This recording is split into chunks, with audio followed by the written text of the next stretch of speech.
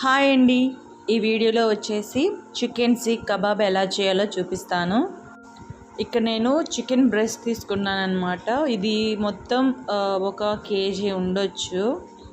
మంచిగా వాష్ చేసి తీసుకున్నాను. ఇప్పుడైతే వీటిని సన్నగా కట్ చేసి మిక్సీ పట్టేసుకుంటున్నాను. లేదంటే మనం డైరెక్ట్గా చికెన్ కీమా కూడా తెచ్చుకోవచ్చు.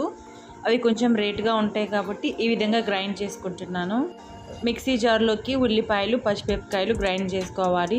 తర్వాత వాటర్ మొత్తం కూడా దాన్ని పిండేయాలన్నమాట. నేను ఇలా చేశాను కానీ ఇంకొంచెం వాటర్ ఉంది అని చెప్పి పిండేసాను చేతితోటే.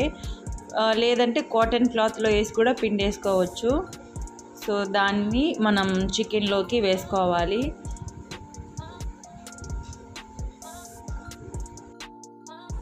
ఇక్కడ చూస్తున్నారు కదా, ఈ గిన్నె అయితే చాలా ఎక్కువగా ఉందని చెప్పేసి ఇందులోకి ట్రాన్స్ఫర్ చేసుకుంటున్నాను. ఇందులోకి నేను అల్లం వెల్లుల్లి పేస్ట్ కూడా వేసుకున్నాను. వాటర్ ఉండకూడదు దాంట్లో.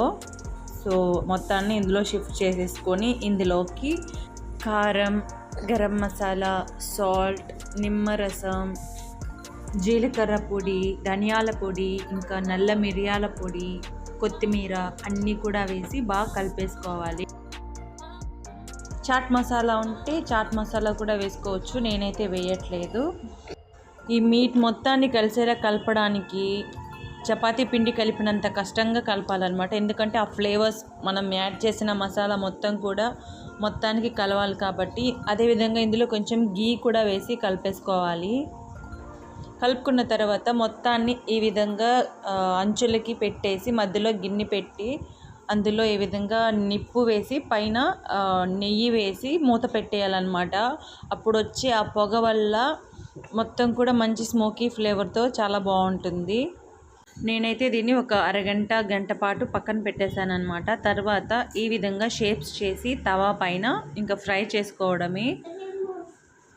సో ఈ విధంగా అయితే మొత్తాన్ని ఫ్రై చేసుకోవాలి. అక్కడ మిడిల్లో ఒకటి కనిపిస్తుంది కదా, కొంచెం మంచిగా కుక్ అయింది అన్నట్లు. చుట్టుపక్కల మొత్తం కూడా సేమ్ అదే కలర్లో వచ్చేస్తే మనకి చికెన్ మొత్తం కూడా ఉడికినట్లే అన్నమాట. పచ్చిగా ఉన్నట్లుంది అని చెప్పి ఎక్కువసేపు ఉంచాల్సిన అవసరం లేదు. అప్పుడు ఏంటంటే మరీ డ్రై అయిపోతుంది. ఫ్లేమ్ని హైలో పెట్టకుండా మీడియం టు లో ఫ్లేమ్లో అడ్జస్ట్ చేసుకుంటూ మొత్తం కూడా ఆ విధంగా కలర్ మారితే చాలు. మనకి ఇంట్లోనే చాలా చక్కగా చికెన్ సీక్ కబాబ్ అయితే రెడీ అవుతుంది. చాలా ఈజీనే కదా, మీరు తప్పకుండా ట్రై చేయండి. ఎలా వచ్చిందో నాకు కామెంట్ చేయండి. ఈ వీడియో నచ్చినట్లయితే ఒక లైక్ చేసి షేర్ చేయండి. Thank you for watching.